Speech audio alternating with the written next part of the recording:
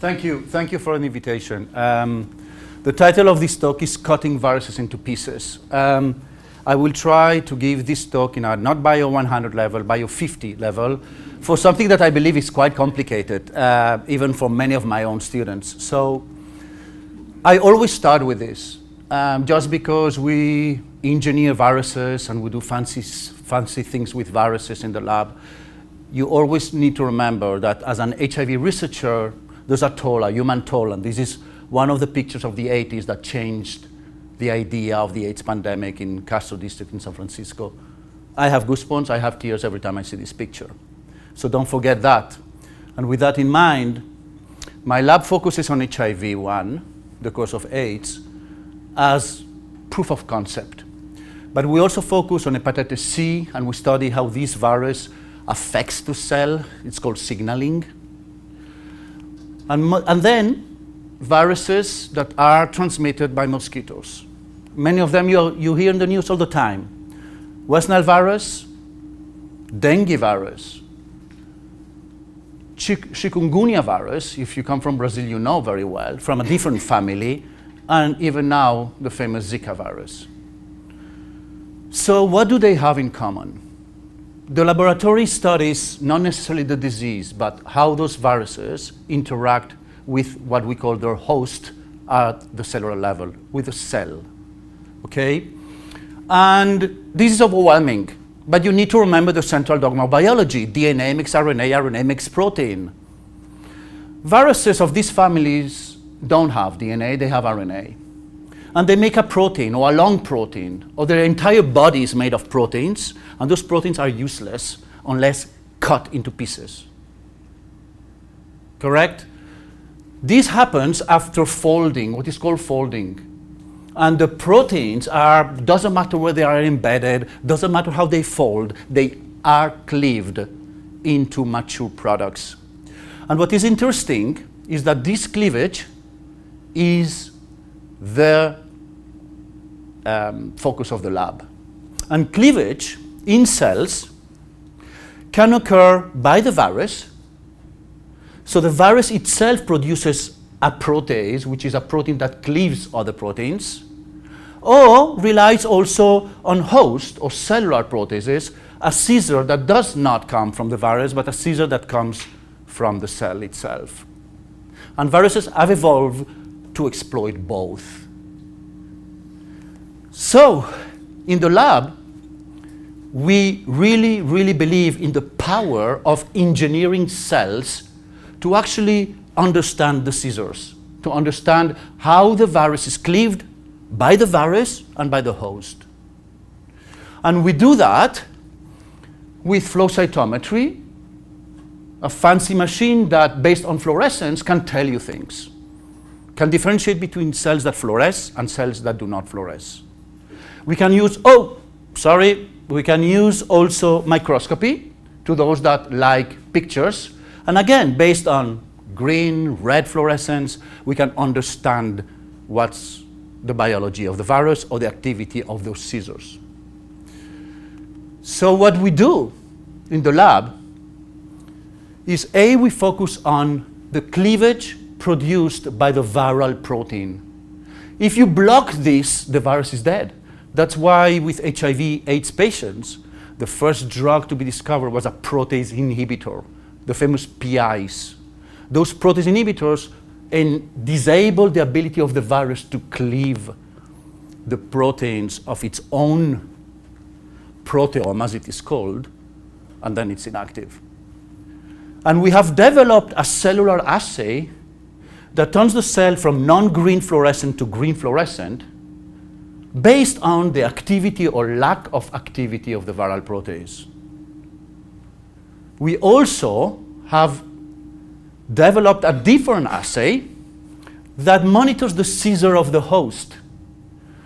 Many of the viral proteome proteins are cleaved not by the viral protein, but by the host machinery. And the host scissors, many of them are in vesicles of the cell, such as vesicles of what it is called the classical secretory pathway. And many viruses, of all those viruses I have mentioned, from HIV to chikungunya to Zika virus, rely also on the host, which shows you how crazy evolution is. The virus relies on itself, but also on the host. If and when you can block this process, the viral particle will not be infectious. And in this case, we also analyze not on the appearance of fluorescence, but the appearance of 2 fluorescent dyes versus 1 fluorescent dye versus no fluorescent dye. And then we know if that protein was cleaved or not in its way to the cell surface. So we can even go and combine those assays. All this has been published, and monitor in one cell both the viral protein machinery, the seizures of the virus, and the host processing machinery, the seizures of the cell. In one cell with all kinds of scenarios: virus inactive, host inactive, virus inactive, host active, and vice versa. Why do we do that? Not just for engineering. If anybody tells you that biotechnology is not biology, he or she is lying to you. In order to do this, my lab needs to understand how the virus infects the cell, needs to understand virology at the molecular level. So what we do is that this is overwhelming for you. This is not shown in order to overwhelm. It's just real data from a paper where we can tell if something moves from here to here. That means fluorescence. And based on fluorescence or lack of, this is the results of this assay that monitors both viral processing and host processing. We can go and do screenings. If this is real, we can actually monitor the activity of those seizures and screen for drugs. And we can, again, a little bit overwhelming, but the idea is that we can go into the flow cytometry facility and analyze our data for thousands of wells or spots and figure out where the dot is, and dot means fluorescence. Whatever fluorescence means. Fluorescence might be lack of activity or activity, depends on the assay. Change in fluorescence is what we are looking for.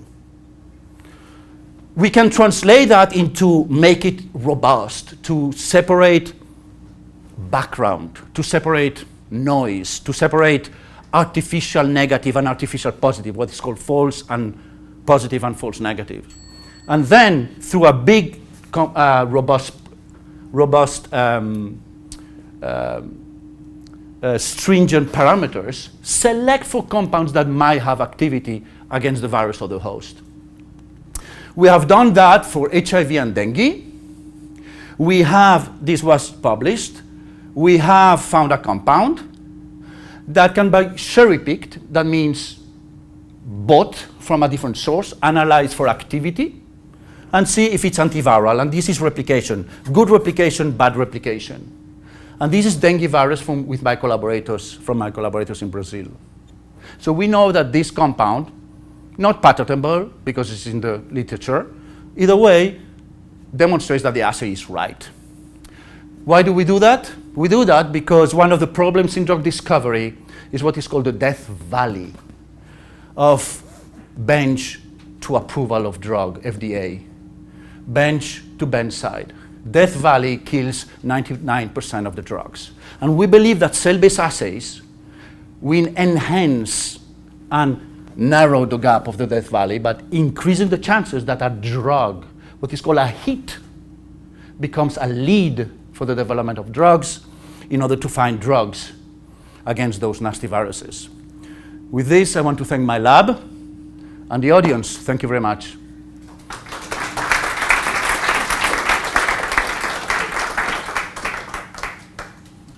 Was that 10 minutes? Questions?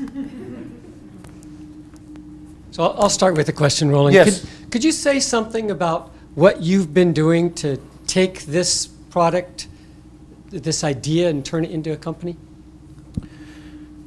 Wow. one of the most challenging things is to feel like you are an academic for education purposes, and if you suddenly want to make money, you are a little bit like a whore, correct? So I don't care. I don't have anything against it. So then you learn, and with the help of Cameron Smallthwaite, who is the manager of the flow cytometry facility, and Stewart Noble, we were awarded an ICORS grant, national, on-site first and then the national award, to figure out if there's commercialization potential. And clearly I believe there is, but in order to get there, you need to really make sure that those platforms, those are cellular platforms, are really robust. And robust is an important secret. So, and I was always very biotechnology oriented, and at the end of the day, I want to find new cures. Even for HIV, do not listen to NIH when they tell you that resistance is not important and there are enough drugs. Trust me. Sadly, I'm afraid I'm right. Yes, Professor Marcu.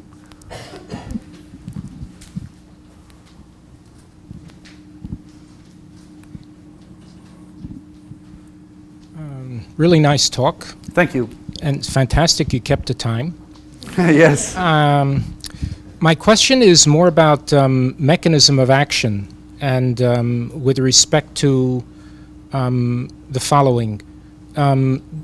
Does the viral scissors and the host scissors, one or the other, do they do this totally on their own, or are they in a complex with other host proteins that affect their activities? Because if they're in a complex with other things, and they don't do it as single proteins on their own, then the drugs that you find, obviously, might be directed against something else. And then even though you'll find a drug, you won't know its precise mechanism of action. Yeah. And if that happens, you're, I understand. unless I'm misunderstanding, you're still in Death Valley. Yeah. So the answer is Okay. very simple. Okay. This is a platform for drug discovery. This is not a platform to demonstrate mode of action. But I can tell you that actually the protease of HIV is quite simple and doesn't rely on any factor, and this is known for 20 years. And that's why protease inhibitors are so efficient against HIV protease. That is not the case with Flaviviridae, dengue, hepatitis C, West Nile virus, Zika virus.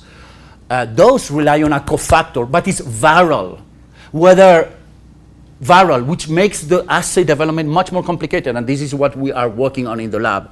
Whether they rely on host proteins, we know that they rely on the right localization rather than host factors. They have to be all cytosolic, mostly cytosolic in nature if they are viral, luminal if it's cleaved by the host.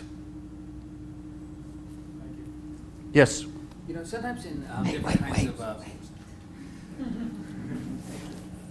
different kinds of screening, whether almost anything you do, you want different kinds of error terms, false or negative, false positives, false negatives, at different parts of the procedure.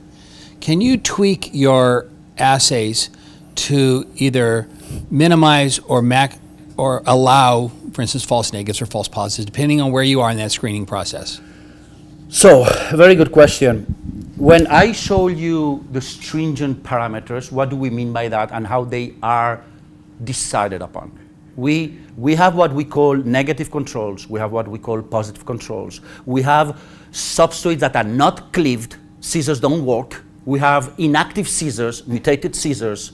So we know the range of the system, and we introduce those as controls to see that the assay has more or less minus results when a minus is expected, and a very robust positive when positive is expected. Any result that you get from this screen has to be corroborated with other ways in order to prove mode of action if you want to become a drug lead, and what you just talked about. And we have other processes such as classical Western blotting to demonstrate cleavage or lack of, microscopy, nuclear localization, and so on, to demonstrate exactly what you asked. So what's the scale-up potential of this? How many compounds could you go through, and how long would it take So to I would to love look to at those talk to the compounds? foundation and bring here a kind of minimal HTS capabilities. Today we can use arms of robots called humans, students, and do 1,000 compounds. This is a library of 1,200 compounds. We know that we can miniaturize that to 96 well plates and even maybe 384. We are working on this for drug discovery. I just submitted a grant where I was criticized, hey, 1,200 compounds is nothing. So now I have two collaborators that will provide 30,000 and 50,000 compounds, and I promise them that I will have some mid-throughput capabilities. I don't care if I don't do 1 million per week as in the Barnum Institute. That's useless, I'm already telling you. 1 million, this is not necessary in drug discovery. You need to do well and robust rather than fast. It is important to do 50,000 a week and not 50,000 a year. Thank you very much. Thank you.